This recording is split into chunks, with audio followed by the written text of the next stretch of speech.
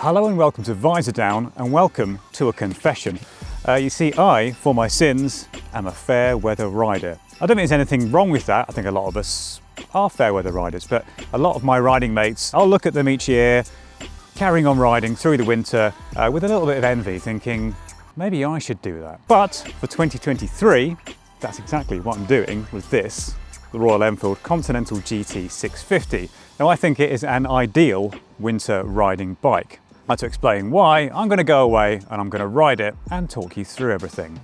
You join me in a lay-by with the Royal Enfield Continental GT, and I think the first thing is, this is the key thing, you can buy something like, I don't know, like an old Yamaha Phaser or something, but that's fine if you want to commute. If you actually want to get out and ride, it's got to be something you actually want to get out and ride. And the thing is with the Royal Enfield Continental GT 650 is it looks fantastic. You've got those kind of cafe racer retro looks going on that mean you actually want to get out and ride the thing, which I'm going to do.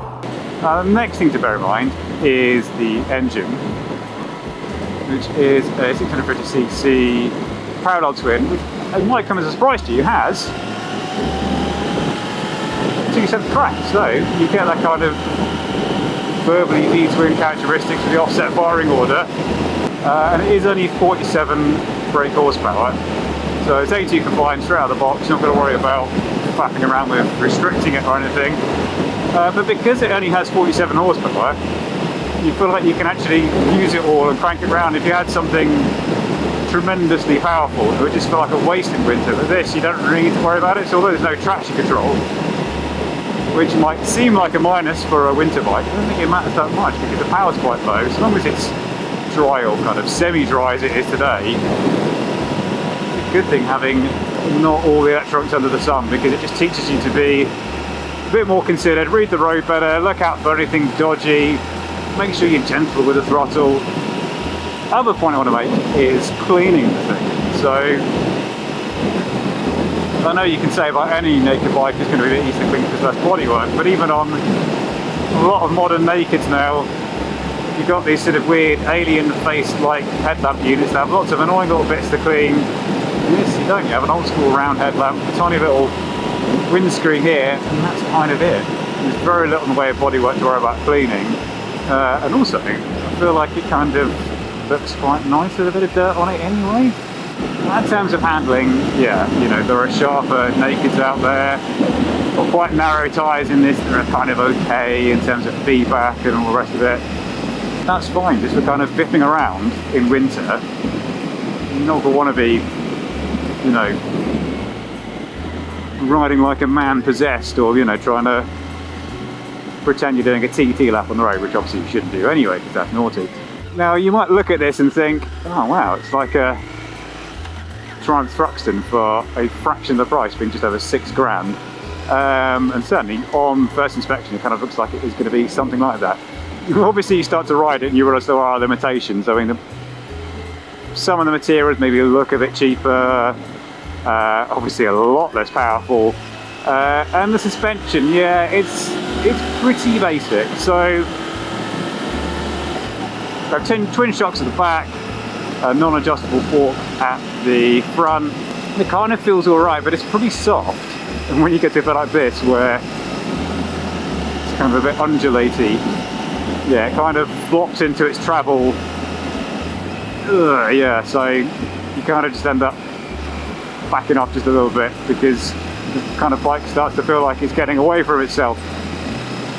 But again, I think that's alright, because this isn't a bike, you know, where you aren't going to be going absolutely berserk. It's for pottering around much like we are today, because it's kind of wet dry conditions. It's maybe lazier than some of the 270 crank parallel twins out there, but it suits the bike's character. You're not really going to be wearing it around. You're just going to sort of burble away in the mid-range, where it pulls quite nicely, 38 pound-foot of torque or thereabouts.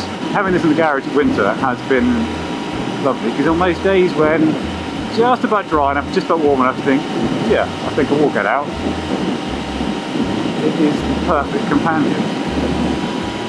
In terms of not so good stuff, obviously we talked about, yeah, some of the materials may not be the nicest, suspension's maybe not very sophisticated, but I think for what you're paying, Yeah, excellent value. So why ride in winter at all? I mean, let's say, no, you know, obviously some people have to, it's their primary mode of transport, they have to ride for winter, but let's say you are, like me, someone who rides, well, obviously for work a little bit, but yeah, obviously I primarily ride for pleasure. But yeah, as long as you are kitted out right, and then on that front, we have got some full reviews of what I'm wearing currently to keep me warm, which involves some zero fit base layers, Furic and heated gloves, which are keeping my digits from falling off, and some Risha textiles.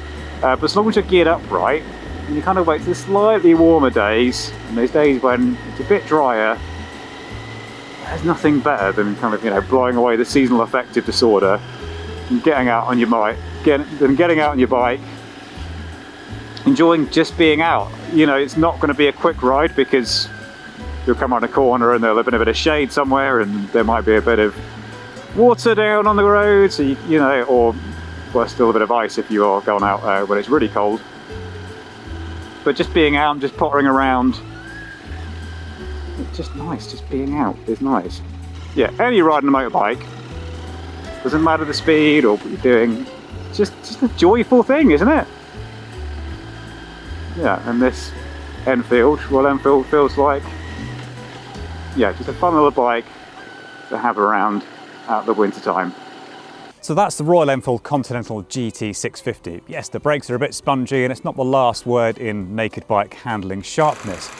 But as a winter bike, it's been great. I know I've said obviously you could get some sort of proper winter hack and maybe, you know, you'll be a bit less precious about that.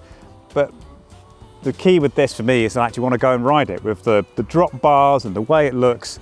Riding it just feels like a bit of an occasion and enough to make you want to get your riding gear on, wrap up nice and warm with your base layers and just get out and ride. But just to bring things back to that mental well-being point, because let's face it, this is a pretty miserable time of year. The days are short, the weather is often very cold, there's other various stresses going on, but if you go out and just have one ride on your motorbike, doesn't matter how far it is, doesn't matter where you go, I can pretty much guarantee that you'll feel better. Wait till it's warm enough that you're not at risk of hitting a patch of ice or anything like that, preferably when the roads are dry. Go out and have some fun. Thank you for making it to the end of the video. Make sure you are subscribed to Visordown if you want more stuff like this. Make sure you also tick the bell icon to get all the notifications of our latest releases, and also head over to visordown.com for all our latest news, reviews and general motorbiking good stuff. Now, if you are watching this around the time that we released the video, have a very Merry Christmas and a Happy New Year. But if you're watching it at a different time of year, bye, I guess.